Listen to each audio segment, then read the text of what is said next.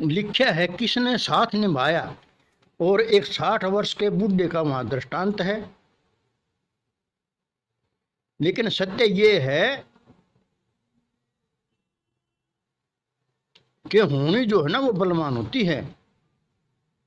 होनी आगे बड़े बड़े मत्था टेकते हैं। होनी बनी होने की खातिर अनहोनी न होए, और आनंद महल में सोने वाले, आनंद महल में रहने वाले रहे जेल में सोए। अब वो रेख पर मेख मारने वाला भी कुछ नहीं करता। ये सब कहने के आडंबर मात्र हैं। होनी तो होने के लिए है।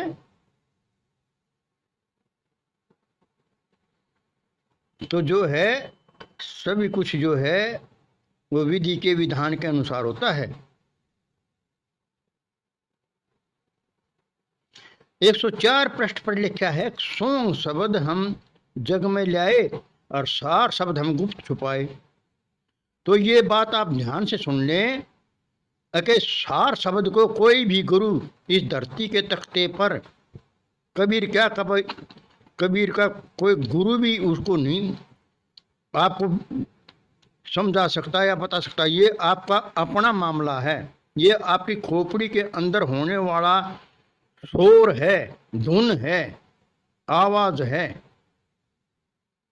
इसको दूसरा कैसे समझाएगा, कैसे बताएगा? जब है वो तेरी खोपड़ी की आवाज, या वही आवाज बाहर हो रही है, उसको खोपड़ी में सुन सकता है, बाहर नहीं सुन सकता। तो ये बाहर उसका बहुत लंबा थोड़ा विस्तार है। तो वो हरदम गुप्त ही था और गुप्त ही रहेगा और गुप्त ही है। इसके चक्कर में कोई ना पड़े। कृपया ध्यान दें इस बात पर। वह तो धुनात्मक शब्द है, आकाशीय शब्द है। वो उसका वो तो गुप्त ही है, गुप्त रहेगा। और पृष्ठ 7 पर यह कहना कि गुरु रविदास जी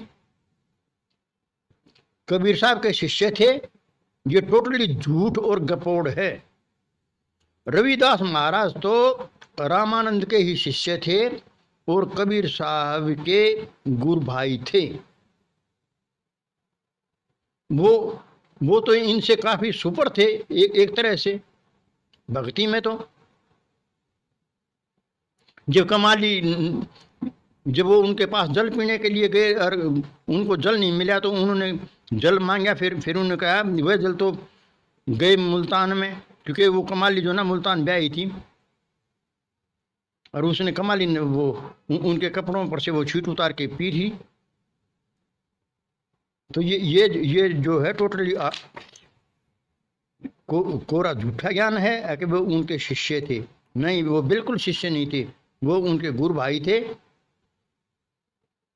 वैसे ही राम के मोतिया की चौधर बनाने में लगा रहता है झूठी साची। 123 पृष्ठ पर कथनी और करनी का अंतर घातक है। ये बिल्कुल सही है। अभी इस गुरु का ही प्रमाण देख लो, और किसी को क्यों कहेंगे?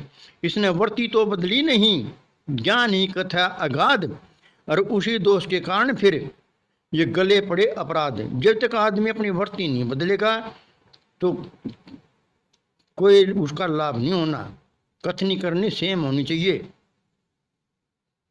जानता है भाव हृदय नहीं और ज्ञान कहे बेहद, और ऐसे नर तो नरक ही जाएंगे।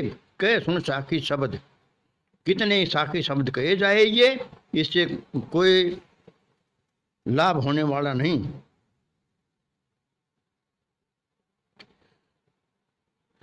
दूध लाल हो जाए चाहे कितना ही कड़ के, विवेक बिना कुछ हाथ ना आए, चाहे मर जाए पढ़ के। चाहे कितना ये ग्रंथ पुराण और वेद पढ़ता रहे, शास्त्रों का तो कोई से ज्ञान ही नहीं, नाम का ही नहीं पता था शास्त्रों का। तो वैसे शास्त्र तोते की तरह रट्टा तो लगाता रहता है, टर शास्त्र। लेकिन शास्त्रों का तिशे का रचेता तो छोड़ो, नाम का भी नहीं पता। तो जो है ये सत्य को तभी पकड़ेगा जब आदमी विवेकी होगा, शब्द का विवेक जानता होगा, नहीं तो कोई लाभ नहीं है, कितना भी पढ़ लो। और ये धागा ज्योति लोक पाठ, जग ठगने को स्वांग बनाया, मार्ग छोड़ को मार्ग पकड़ा, इस विधि हरि कोई नहीं पाया। सतलोक का जासा देकर जनता को बहकाया, अनाप शनाप हुई आए फिर आनंद लोक बनाया। और उस 420 का फल आपके सबके सामने है।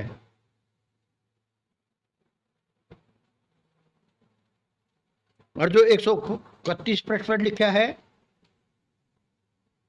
कि एक साथ है सब सद है और सब साथ है सब जाए, तो माली सींचे मूल को फूले फले अघाए। ये मन और तन का विचार है। यदि हम अपने मन को ठीक कर लेंगे तो हमारा तन का मतलब इंद्रियां, वो सभी सद जाएंगी। और हम अपनी इंद्रियों को साधते नहीं, मन को ना साधें तो व्यर्थ है, क्योंकि वो जो साधने वाली वस्तु है वो कोई वस्तु है ही नहीं, साधा मन जाता है।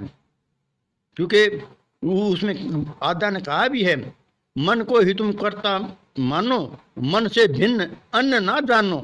जो कुछ भी कर रहा है संसार में वो मन ही कर रहा है, वो मन ही तो इसको सलाखों के पीछे ले गया है, क्योंकि ये निरंजनवादी है, मनमत है। तो जो है हमें ध्यान से देखना चाहिए अभी सत्य क्या है और असत्य क्या है।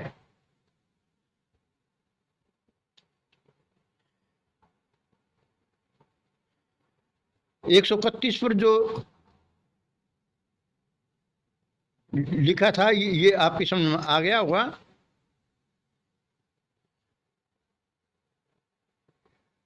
और जो ये राधा स्वामी वाले हैं ये बिल्कुल ठीक हैं, ये आज्ञा चक्र को साधते हैं। इनसे नीचे के सभी वो जो देवी देवता के जो 5 मंत्र ये देता है, यम श्रीयम कलियम ओम सोम, ये सब सिद्ध हो जाते हैं, सद जाते हैं।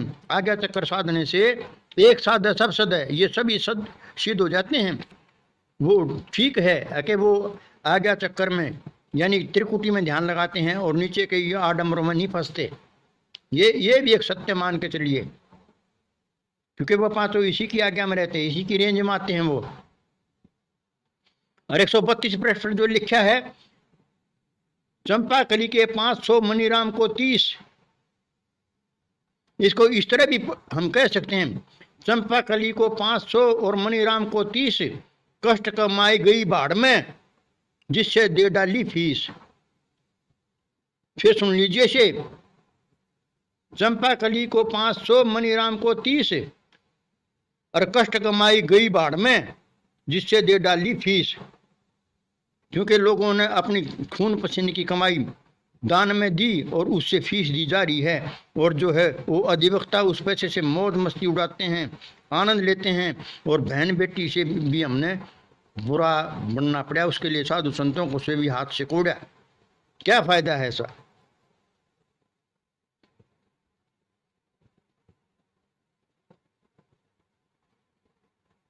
अधिवक्ता उस पैसे से मौज उड़ाते हैं दिन रात, और बहन बेटी अन्य साधु सत से हमने व्यर्थ खींचा हाथ। 140 पर लिखा है, ये पंक्ति नंबर 28 देखिए।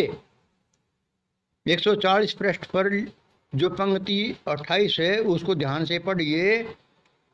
उसमें साफ लिखा है कि जो प्रचारक गुरु बन बैठे और परमात्मा रूठे और काल कान ऐठे। तो ये जो प्रचारक भेजा था, मान लो एक सेकंड गुरु के लिए साहेब ने, और ये प्रचारक गुरु बन बैठा है, इसलिए इसके कान ऐठे जा रहे हैं। पहली बात तो भेजता ही नहीं किसी चमचे को, और यदि मान लो भेज भी दिया तो इसको प्रचारक भेजा था, ना कि जगत गुरु बनने के लिए भेजा था। और ये जगत गुरु बन बैठा या गुरु बन बैठा तो इसके कान ऐठे गए हैं। इसीलिए अपने जो है मैं ज़्यादा मत करिए, मैं किसी की नहीं होती।